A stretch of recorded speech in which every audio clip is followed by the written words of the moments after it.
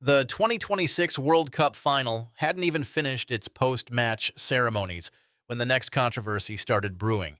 Spain had just beaten Argentina in extra time at MetLife Stadium in New Jersey. Confetti was still falling, and there, on the sideline, Donald Trump was already working the room. He pulled FIFA President Gianni Infantino aside and delivered a message that was equal parts demand and prophecy. We have to do this again, and we have to do this again while I'm around. Hear that, Gianni? That was July 19th. 9 days later, the response came, and it came from an unexpected corner. Shaun Wright-Phillips, former England international Manchester City legend, a guy who's seen the beautiful game at its highest level, went public with a rejection that's now ricocheting across global soccer. Quote, 2038 is way too soon for the U.S. to have the World Cup again, and I've had enough of the water breaks, to be totally honest. Let that sink in for a second. An England player from a country that would absolutely love another crack at World Cup glory is telling America to pump the brakes, not politely suggesting, telling, and he's citing the water breaks as Exhibit A, in his case, against American hosting. Now, if you followed this summer's tournament, you know exactly what he's talking about. The water breaks became the most visible, most memed, most debated symbol of how American conditions forced FIFA to rewrite its own playbook. This wasn't just a minor accommodation. This was mandatory stoppages in the middle of matches because players were legitimately at risk of heat exhaustion. Cooling breaks in the 30th and 75th minutes, aerosol spray on the sidelines, trainers monitoring core temperatures like this was a NASA mission instead of a soccer match. The 2026 World Cup was a massive undertaking. 48 teams, 104 matches, spread across the United States, Canada, and Mexico. The logistics alone were unprecedented. And for the most part, the tournament delivered. Stadiums were packed. The atmosphere was electric. Spain ultimately lifted the trophy after that 1-0 extra-time victory over Argentina at MetLife. But underneath all that success, there was a persistent undercurrent of complaint. The heat, the travel distances, the time zones, the commercial breaks that felt longer than the halves. And now Wright-Phillips is channeling all of that into one cutting line. I've had enough of the water breaks. Here's why this matters more than just one ex-player sounding off. Wright-Phillips isn't some random pundit trying to generate clicks. He's a guy who represented England, who played in World Cups, who understands what elite international competition is supposed to look and feel like.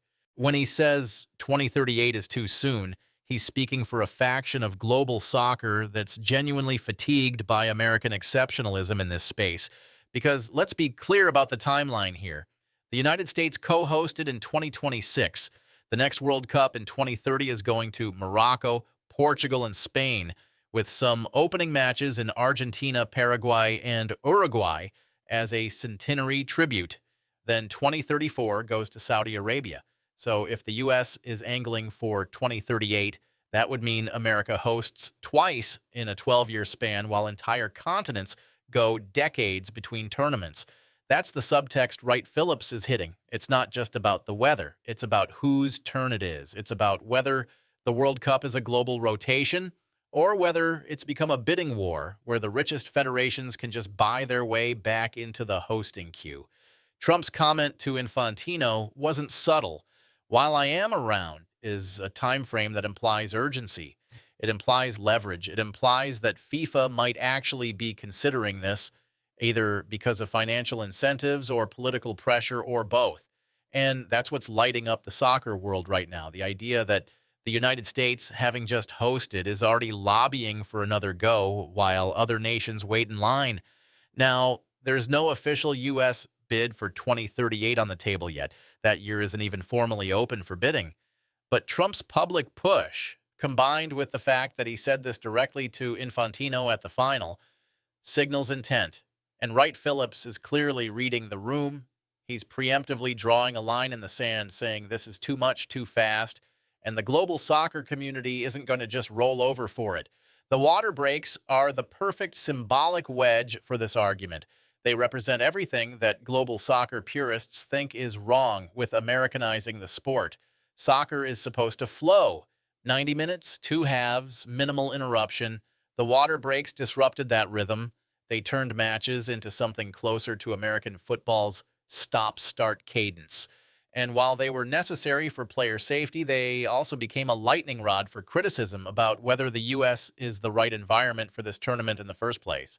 Wright-Phillips is tapping into that resentment. He's saying out loud what a lot of international players and fans were muttering all summer. Yeah, the stadiums were great. Yeah, the crowds were huge. But this didn't feel like a traditional World Cup. It felt like a World Cup adapted to American constraints. And if that's the price of hosting in the U.S., maybe the price is too high to pay again so soon. This isn't just about nostalgia for the old way of doing things. It's about competitive fairness. Players train for years to peak at a World Cup under normal conditions. When you introduce mandatory cooling breaks and travel that spans multiple time zones and climates that range from moderate to oppressive, you're changing the variables. You're potentially advantaging teams that are better equipped to handle those disruptions. And for a tournament that's supposed to crown the best team in the world, those disruptions matter. So what happens next? FIFA isn't going to publicly respond to Wright-Phillips. Infantino is not going to tweet back at a retired England player. But behind the scenes, this kind of pushback absolutely influences the conversation. Bidding for future World Cups is as much about political consensus as it is about infrastructure. If European voices start echoing Wright-Phillips, if South American federations start asking why the U.S. gets a second shot before Africa gets a second hosting opportunity this century, that creates real friction. Trump's lobbying campaign might have just created a backlash before it even officially began.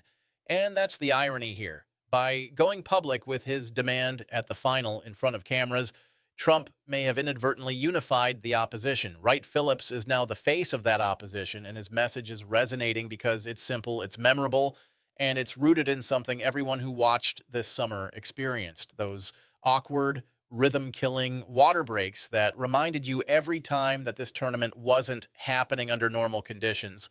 America just hosted the biggest, most expensive, most logistically complex World Cup in history. The world showed up, played along, and dealt with the heat and the distances and the commercial Americanization of it all. And now, less than 2 weeks after the final whistle, a former England star is saying thanks, but no thanks were good for a while. That's not just a rejection of a hypothetical 2038 bid.